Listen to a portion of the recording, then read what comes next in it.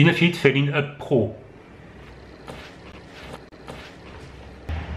230 grammes, 4 mm de drop, semelle Vibram. Les toutes dernières, les Light Base, sont plus fines que les Mega Grip, les classiques qu'on trouve sur d'autres produits. C'est tout neuf, tout nouveau.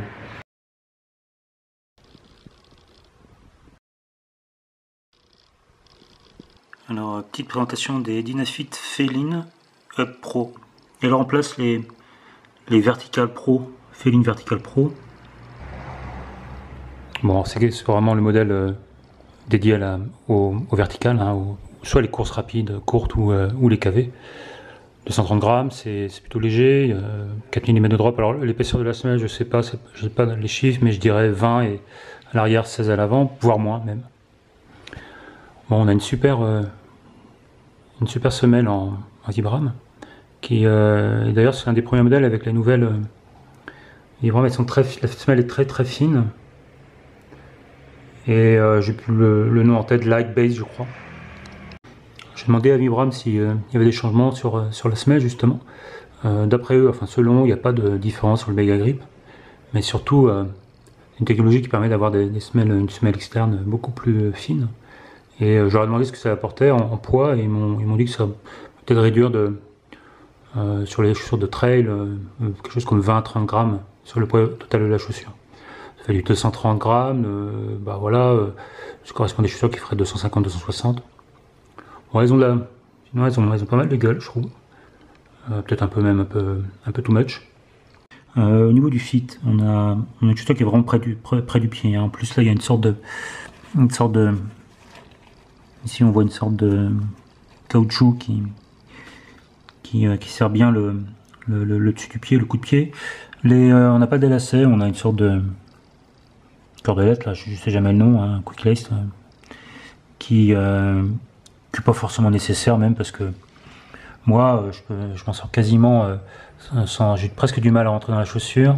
Le fit est tellement près du pied que j'ai pas besoin de serrer et en plus avec cette zone là ici ça colle vraiment au pied quoi. Petit zoom, un petit point sur la semelle. En termes de positionnement, on est donc vraiment sur une paire de chaussures pour le court ou la montagne ou le vertical.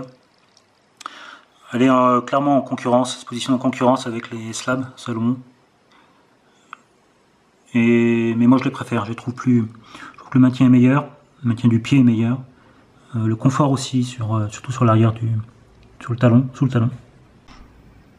Donc, toujours en comparaison avec Salomon par exemple, hein, qui peut être une référence. La semelle, le Mega Grip Vibram, il n'y a pas mieux. Hein. Moi je trouve que c'est les meilleures semelles. La finition est top. J'ai couru 30 bornes avec un parti sur des terrains très techniques, très caillasseux dans Belden. Je pense que ça peut tenir la durée. Il faudra voir à l'usage, mais il y a vraiment un travail de finition sur le produit. Bon, après, il faut dire que le prix est là aussi. Hein. Sur le prix catalogue, c'est 185 €. On est vraiment sur quasiment ce qui fait le plus cher sur le marché. Hein. C'est plus cher que des Salomon. Ces chaussures qui sont pas faites pour courir très longtemps. Sauf si tu peux courir longtemps, mais sauf si voilà, tu aimes te faire mal, mais c'est plutôt la cible, c'est des courses comme des KV, des courses rapides, où tu as besoin d'un produit dynamique qui tient bien le pied, éventuellement sur les terrains techniques. Première qualité, à mon avis, ça peut être un défaut pour certains, mais c'est le fit de la chaussure. C'est pas que ça serre le pied, mais c'est près du pied. Moi, d'habitude, j'ai des soucis ici sur le dessus, de compression, éventuellement sur les grosses chaussures, d'ailleurs les Saucony Exodus ou les Hero V3 chez New Balance, où je peux même avoir des fourmis, des pieds trop serrés.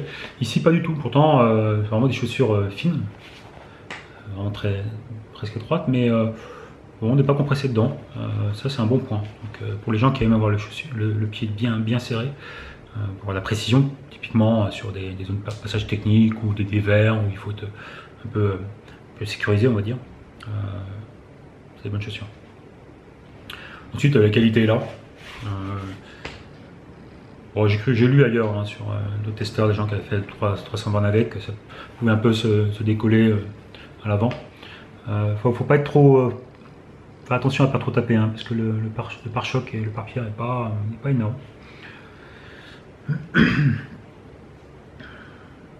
Alors elle coûte cher, 185 €, prix catalogue, ça risque de baisser, c'est peut-être moins cher déjà, mais faut avoir les moyens. Voilà, l'accroche est top, hein, il n'y a pas énormément de crampons, il doit y avoir, là, le visu, il doit y avoir 3 mm, mais ça reste du vibra, mais ça c'est bien, ça accroche bien. Par exemple sur le goudron, j'ai pas glissé. Voilà, bon, j'ai arrêté là en fait, mais bon, on a quand même un look particulier, il faut aimer. Très agressif, hein, on ne balade pas avec en Paris, hein, tu viens pas à Paris avec ça, tu te fais charrier. Tu vas pas en boîte non plus avec ça. Tu peux y aller avec les chaussures de Kylian, par contre elles ont un peu la classe, les Sense 7, donc, un peu stylé je trouve. Moins celle de François. En plus François, bon, niveau style avec son bob, je sais pas dire, mais c'est pas génial quoi.